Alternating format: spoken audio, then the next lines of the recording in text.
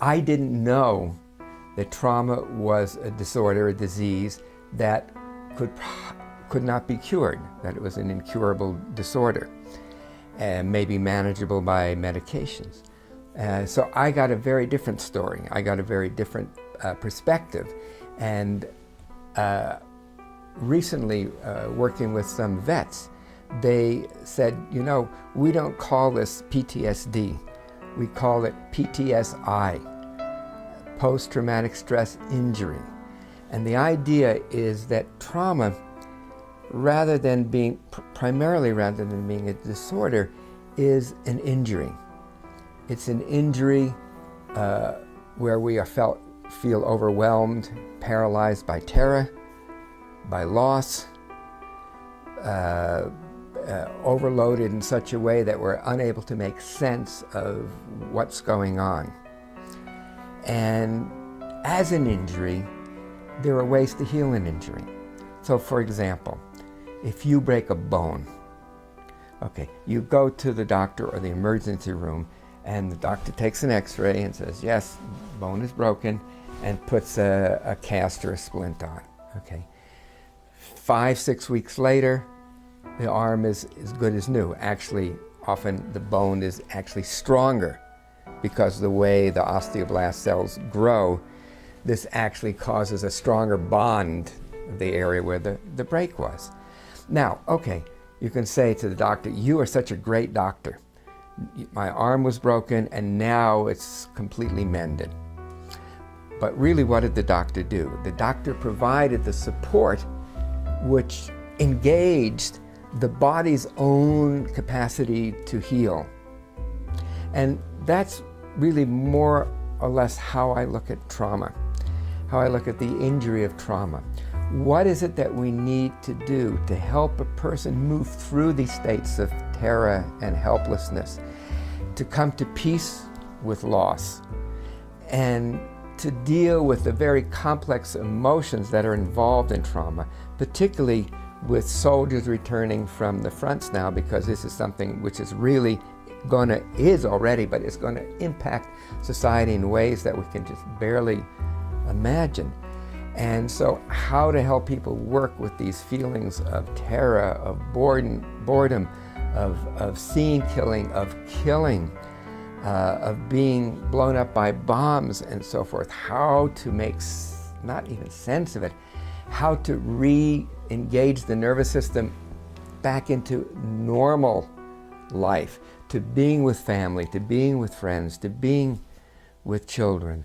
So really, for me, work with trauma is about seeing what the injury is and finding the solution that helps support the innate healing that all human beings exhibit, to rebound, to become resilient again after these overwhelming events. What if everything we've been told about trauma is wrong?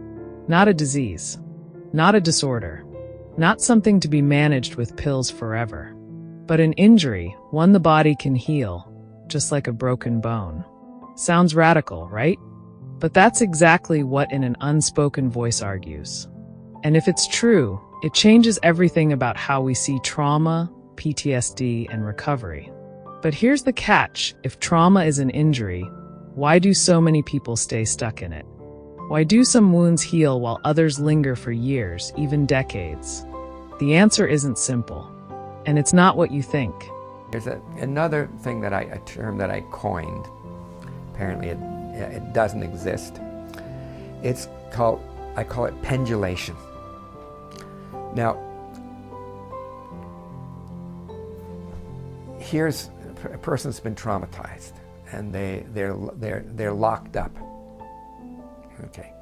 Now, and they're not in contact with this. You know, this is just the way the body is. So what happens is when they begin to first notice this, it actually feels worse, and they feel themselves contracting. But the therapist, skilled with the rhythm and knowing when the right time is, leads them to be with that sensation. Again, with knowing that they've helped create a body container that is able to handle this, to be able to tolerate this. They feel the contraction, it becomes even more, but then it starts to open. See, we have an intrinsic rhythm, life rhythm. It's of contraction and expansion. We are always, at any time, we are either contracting or expanding, like an amoeba, right? Like a one-cell organism. It contracts, it expands. And that's its basic rhythm. It's also our basic rhythm.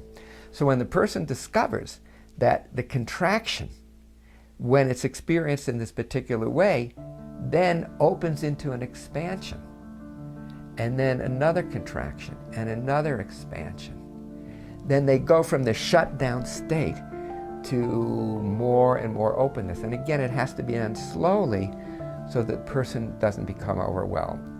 I'm going to show you a toy that I have, that I just happen to have in my back pocket. Okay. This is called a Hoberman sphere. So here's the rhythm of expansion and contraction. Expansion, contraction, expansion, contraction. Then trauma comes along. Boom, contraction. Okay, so then you're helping the person experience into the contraction, and then it moves into an expansion. And then again it starts to contract. And you let the client know, you guide the client so that they're not resisting. So they feel again the contraction, and then again an expansion, and a contraction, and an expansion, and a contraction, and an expansion. And I would say that the basic life feeling is one of expansion. People that are really engaged in their lives, that are living lives fully, and that are creative in their lives and are doing things that they want to do, they feel so much expansion, right? But again, there's always contraction and then expansion. So as they learn to tolerate this, as they learn to befriend this or tolerate this, then they learn to befriend this, and then to embrace this, and then to be taken by this, to be led by this. Contraction, expansion, contraction, expansion. All right, so let's talk about this because, whoa, this whole idea of trauma not being a permanent disorder, but an injury, that's a huge shift in perspective. And honestly, kind of a hopeful one. Like, if trauma is just an injury, something the body knows how to heal, then maybe the way we've been treating it, or not treating it, is part of the problem. Think about it. If you break your arm, you don't just leave it hanging there, hoping it gets better someday. You set it, give it support, and then your body does the rest. But when it comes to trauma, we've mostly treated it like an untreatable disease, something you just have to live with. Meds, coping strategies, maybe some talk therapy if you're lucky. But real healing? That's not how we've framed it. PeterLevine, the author here, is flipping that whole narrative. He's saying the body already knows how to recover from trauma. We just have to give it the right conditions. And if that's true, then it means we've been missing a huge piece of the puzzle. Not just for trauma survivors, but for society as a whole. Because let's be real, unresolved trauma doesn't just stay personal. It ripples out into families, communities, entire generations. And that bit about soldiers? Yeah, that hit hard.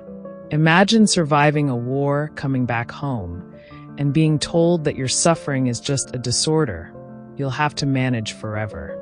But what if that's not true? What if PTSD, or PTSI, as some vets call it, isn't a life sentence, but an injury that can be healed?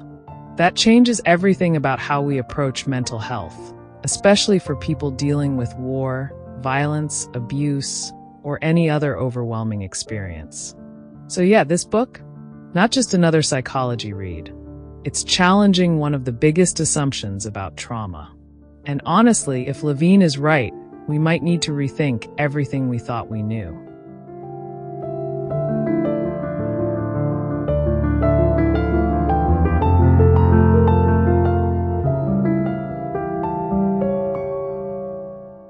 Felt sense, this was a term coined by another friend, Eugene Genlin, who in the 1960s, I believe, in the early mid-60s, wrote a book called Focusing. And he was studying what variables account for successful therapy. And basically every variable he tested was negligible. Was it the type of therapy? There was no consistent correlation. Was it the experience of the therapist? A little correlation. Was it the relation between the therapist and the client? A little bit of, but still nothing that would explain, really show why some therapists really benefited from psychotherapy and which ones didn't. What he did discover, it was the ability of the client to reference their sensations and their feelings, their conflicts, their issues in their bodies, and for them to change in their bodies. And at that time, you know, there was really no language to talk about inner sensations. I mean, some of the philosophers had talked about it in different ways, but he really took this idea and made it a main piece of therapeutic vocabulary. And where all of us who work in body-oriented therapy are beholden to him, are grateful to him for making that term. He himself is not a therapist and doesn't really do therapy, but he really got the importance of referencing in the body and discovered that as being the root of creativity, and then did a lot of work on creativity and the inner felt sense. So it's really basically about sensations, but not just sensations like tingling, vibration, warmth, but of what have been called contours of feelings. So Darwin described the categorical emotions, the emotions that we have because we're mammals. So fear, anger, sorrow, joy, disgust, and curiosity, I think, were the six that he described. When you meet somebody that you haven't seen for a while, and you have this kind of warm feeling inside, that's a sensation, but it's also a feeling. It's a sensation-based feeling. So it's a feeling of gladness. When you walk out in the morning and there's a dew on a blade of grass, drops of dew on a blade of grass, and you look at that, or you see children playing in a playground in a park, and you're touched by that, or you see a beautiful painting in a museum, and you are moved by that. What lets us know that we're being moved are, again, our body sense, and it's these contours of feeling, of goodness, of approach, of avoidance,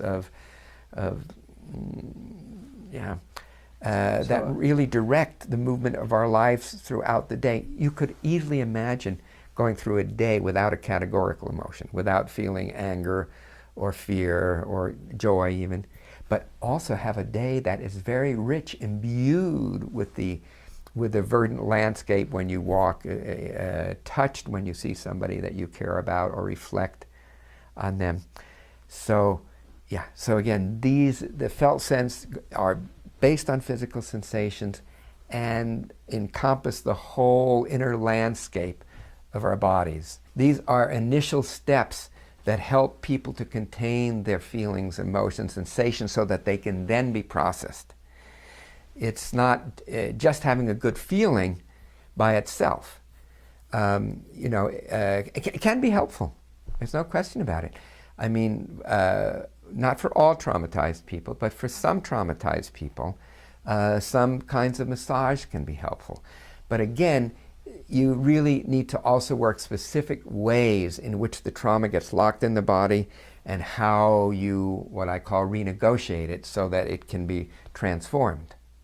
And that doesn't just happen by having a good experience in your body, although having a good experience in your body is a good thing. Well, when they start studying coupling dynamics in the beginning level training, most people can get over coupling in a way that's fairly simple. So some threat is coming towards me. Maybe not a mountain lion, but maybe a car. Or maybe somebody, maybe as a child, some adult figure has been abusive to me. So as soon as I hear somebody's footsteps, then immediately my body goes into an alert reaction. Now, in the past, I maybe tried to protect myself by tightening my shoulders, by contracting my muscles, or tightening my jaw. So what happens is the person hears the sound of the footsteps, then the jaw tightens. The tightening in the jaw then initiates the tightening in the neck. Then that initiates the tightening in the shoulders. And then there's a picture, and the picture is of the person coming towards them that's abusing them. And then that causes even more tightening of the jaw, more tension in the neck, more constriction of breathing, more of a knot in the gut. So it's like one protective defensive response leads to another, leads to another, leads to another. And because they're not able to discharge that happens is it gets into this kind of thing where everything is like lumped together. When I started teaching this back in the 70s, I used these pickup sticks. You get these sticks, and they're in a container, and then you drop them on the ground, and they're all on top of each other. And in order to win, you have to get each one off without disturbing the other ones. And that's what we're doing when we start uncoupling these responses. So I'll give you a more practical example. So the person feels the tension in the jaw first. So I say, okay, let's just focus on the jaw. So feel the tension in the jaw, and very gently just open and close your mouth just a little bit until you feel some resistance. And then just pause there for a moment and then close. Remember the expansion, contraction, and then opening a little bit more. And then again. And often there's a little shudder, a little shake, a little tremble. And then the tension that we might focus on is the tension in the neck and the shoulder. So as they feel the tension in the neck and the shoulder, and they can feel that the tension, if it was to continue to increase, would like move the shoulder this way and move the head this way. It's a protective response. I'm exaggerating it and doing it faster.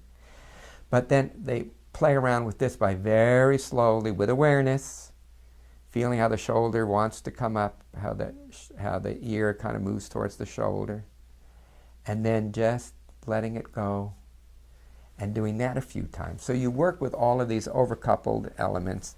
It's a little bit like taffy, the taffy that or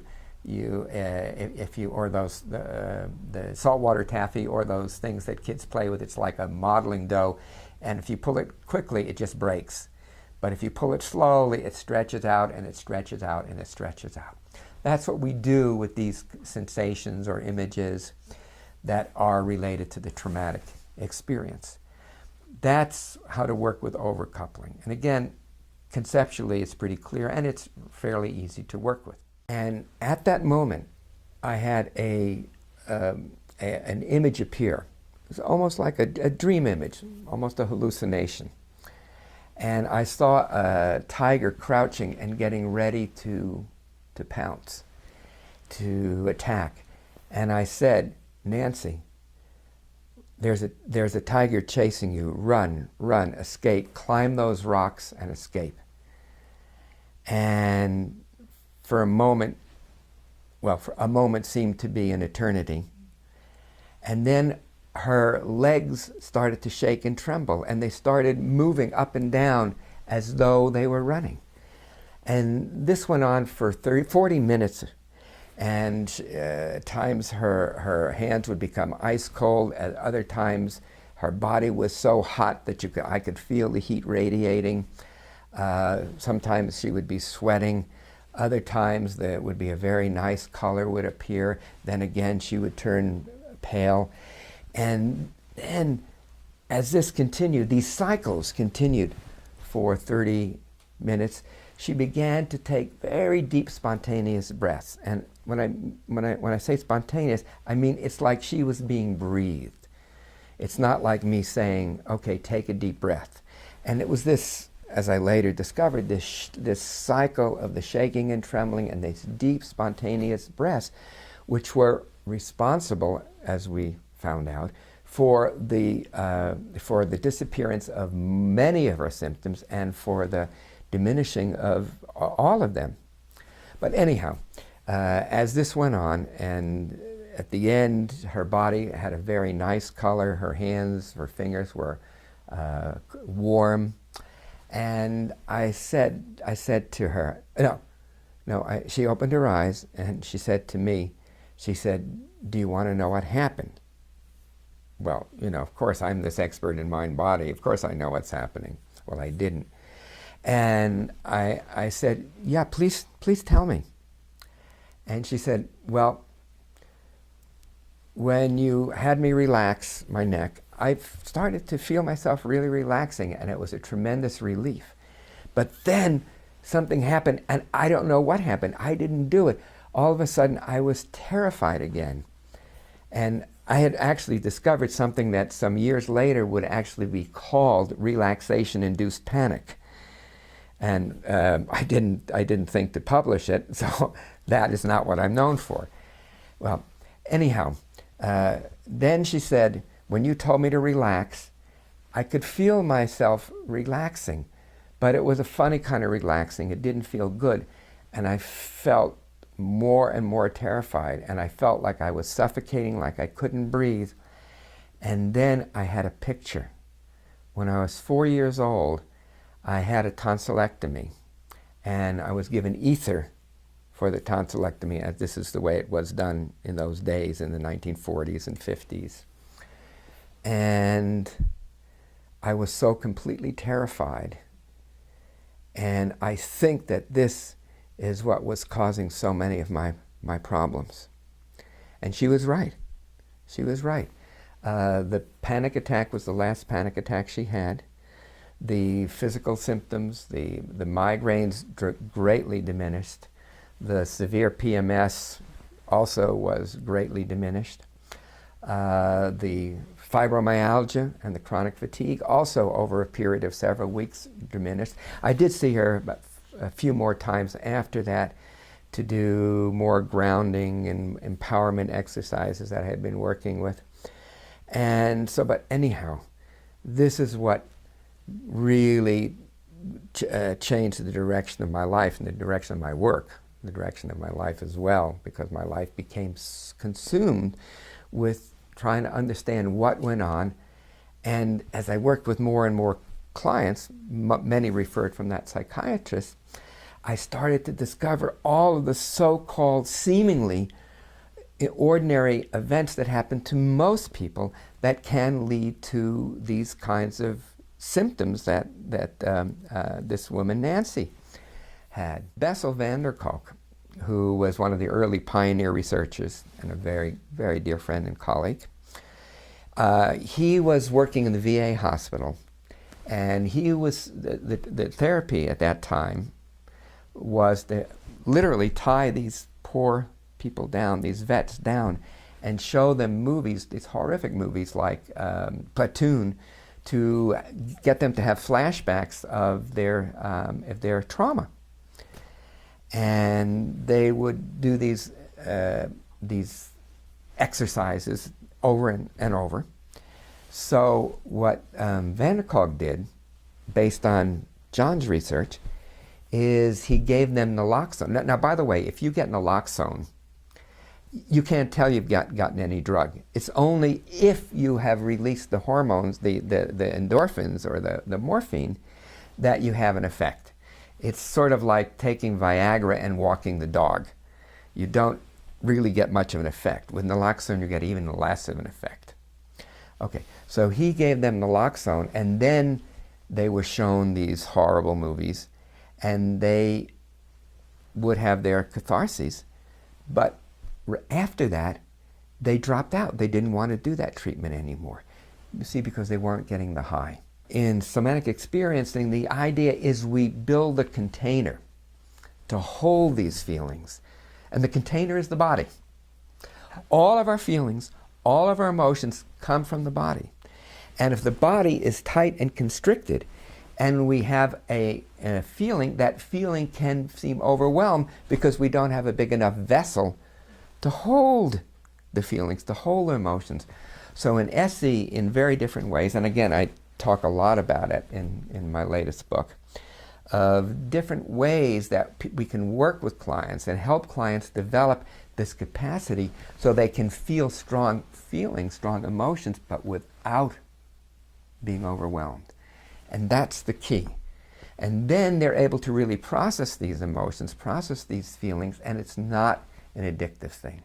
There's this idea that facing your trauma head-on is the key to healing. That if you just look it in the eye, feel everything all at once, you'll somehow come out the other side. Free, stronger, healed. But what if that's wrong? What if forcing people to relive their worst moments doesn't actually fix anything, but just keeps them stuck, drowning in the same pain over and over again? Back in the day, trauma therapy was basically exposure therapy on steroids. Soldiers were strapped down, made to watch war movies designed to trigger their flashbacks. The thinking was if they relived the horror enough times, maybe it would stop hurting. But here's the thing. It did something else entirely. It numbed them. Their bodies, without them even realizing, were pumping out endorphins, the brain's own opioids, dulling the fear, the pain, the gut-wrenching grief. Trauma, in a way, had turned into its own drug. And when a researcher blocked that chemical high with naloxone, the effect was instant. They refused to continue. Because without the numbing, the raw terror was unbearable. This is where we get trauma so wrong. It's not just about the memory, it's about the body. A nervous system that's stuck in survival mode. And if that system doesn't know how to hold big emotions, they don't just go away. They come out in panic attacks, in numbness, in addiction, in feeling nothing at all. Real healing isn't about forcing people to relive their worst moments. It's about giving them the capacity to feel again, without being swallowed whole. It's not about pushing through. It's about learning how to hold pain without breaking under its weight. Because healing isn't just about remembering what happened. It's about teaching the body that it's safe now. And until that happens, the past never really stays in the past. The title, In an Unspoken Voice, how the body releases trauma and restores goodness. This was really, in many ways, kind of a culmination of my life's work. I was really trying to refine my the language that I use to talk about trauma and somatic experiencing, and I wanted to express this in a way that would be riveting, engaging, and even riveting for people to read, that had a strong basis in science, that was coming from my 40 plus years of clinical work, and that also would interest scientists and laymen and survivors of trauma to really help give them a concrete map of what goes on inside the body and inside the mind, inside the brain and the body when a person is overwhelmed. And I've always thought of trauma. When I first started to work with trauma, to make my discoveries with trauma, this was quite a while before the definition of trauma as PTSD had been put forth and was then in the diagnostic manual. So I didn't know that trauma was a disorder, a disease that could not be cured, that it was an incurable disorder, and maybe manageable by medications. So I got a very different story. I got a very different perspective. And recently, working with some vets, they said, you know, we don't call this PTSD. We call it PTSI, post-traumatic stress injury. And the idea is that trauma, primarily rather than being a disorder, is an injury. It's an injury where we feel overwhelmed, paralyzed by terror, by loss, overloaded in such a way that we're unable to make sense of what's going on. And as an injury, there are ways to heal an injury. So for example, if you break a bone, okay, you go to the doctor or the emergency room, and the doctor takes an x-ray and says, yes, bone is broken, and puts a cast or a splint on. Okay. 5-6 weeks later, the arm is as good as new. Actually, often the bone is actually stronger because the way the osteoblast cells grow, this actually causes a stronger bond of the area where the break was. Now, okay, you can say to the doctor, you are such a great doctor. My arm was broken and now it's completely mended. But really, what did the doctor do? The doctor provided the support which engaged the body's own capacity to heal. And that's really more or less how I look at trauma, how I look at the injury of trauma. What is it that we need to do to help a person move through these states of terror and helplessness, to come to peace with loss, and to deal with the very complex emotions that are involved in trauma, particularly with soldiers returning from the fronts now, because this is something which is really is already, but it's going to impact society in ways that we can just barely imagine. And so how to help people work with these feelings of terror, of boredom, of seeing killing, of killing, of being blown up by bombs and so forth, how to make not even sense of it, how to re-engage the nervous system back into normal life, to being with family, to being with friends, to being with children.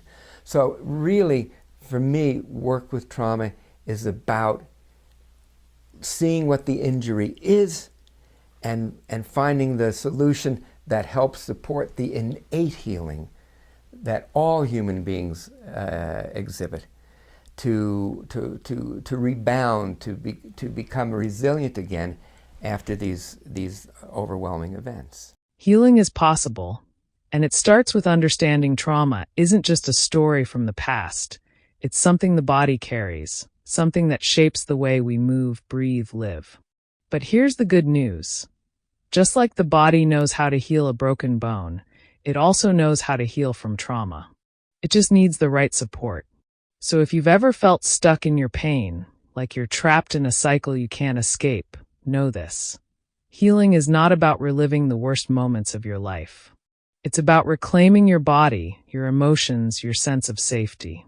It's about learning to hold what once felt unbearable without being consumed by it. And that's possible. For you. For everyone. If this conversation resonated with you, don't keep it to yourself. Hit like, drop a comment, and subscribe to Inside Serene for more deep dives into healing, resilience, and the power of the human body to recover. Let's keep this conversation going, because the more we understand trauma, the better we can heal. Together.